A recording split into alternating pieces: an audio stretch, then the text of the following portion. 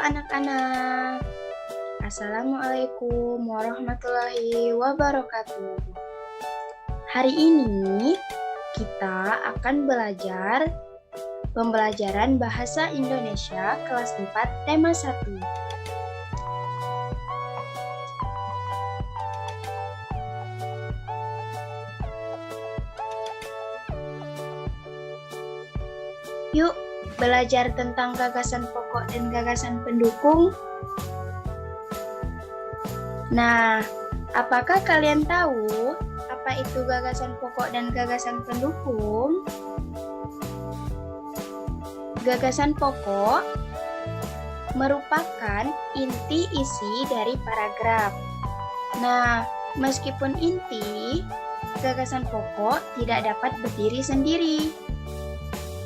Gagasan pokok merupakan pesan atau inti yang hendak disampaikan penulis yang biasanya berada pada awal ataupun akhir serta awal dan akhir paragraf. Ciri-ciri gagasan pokok. Yang pertama, biasanya berupa satu kalimat lengkap. Yang kedua, berupa kalimat umum. Yang ketiga, mempunyai arti yang jelas tanpa dihubungkan dengan kalimat lainnya.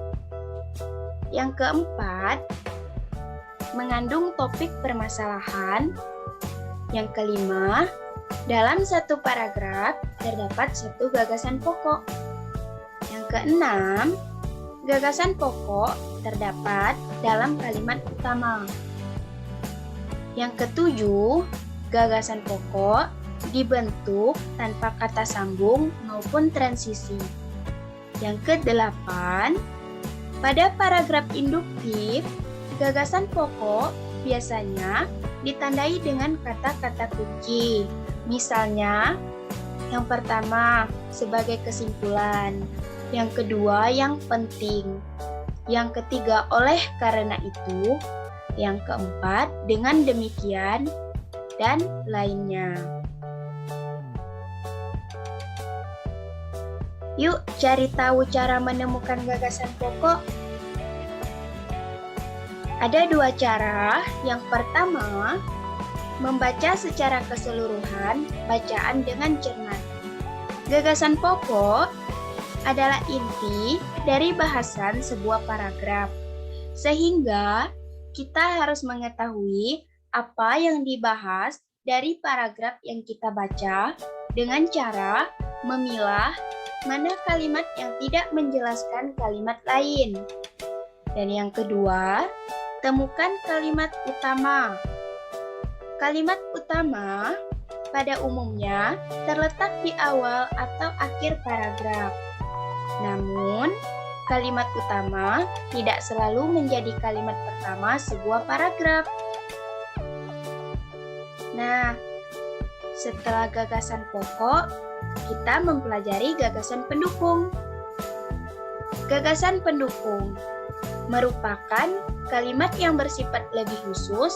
Kalimat gagasan pendukung dibuat dengan menghubung kalimat. Gagasan pendukung berisikan informasi, uraian, dan contoh dari gagasan pokok. Fungsi gagasan pendukung yaitu untuk mendukung atau memperkuat gagasan pokok.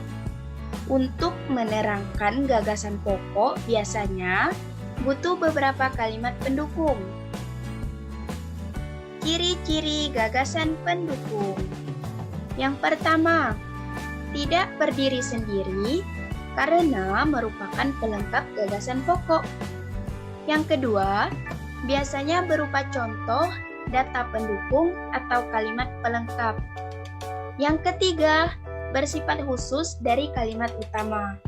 Yang keempat, pada dasarnya berada setelah ide pokok. Yang kelima, bisa lebih dari satu kalimat. Yuk, cari tahu cara menemukan gagasan pendukung. Nah, terdapat 6 cara mencari gagasan pendukung. Yang pertama, Baca secara lengkap dan pahami setiap kalimat. Yang kedua, perhatikan setiap kalimat dari awal hingga akhir. Tentukan mana yang menjadi gagasan utama dan pendukung dalam setiap paragraf.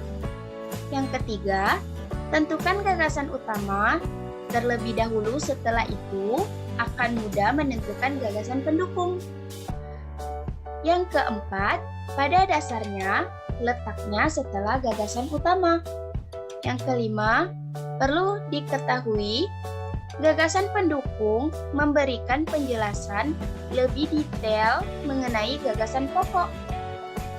Yang keenam, terdapat kata penghubung. Hal ini supaya kalimat pada paragrafnya berkesinambungan. Nah, berikut adalah teks yang perlu anak-anak cermati.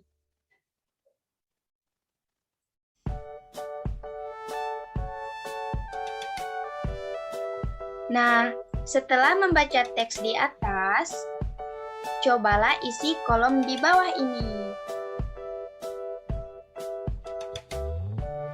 Setelah mengisi kolom penugasan tersebut,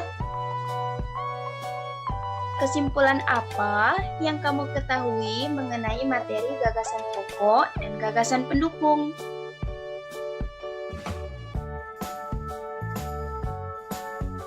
Yeay, pembelajaran hari ini telah berakhir. Tetap semangat ya, dan terima kasih. Assalamualaikum warahmatullahi wabarakatuh.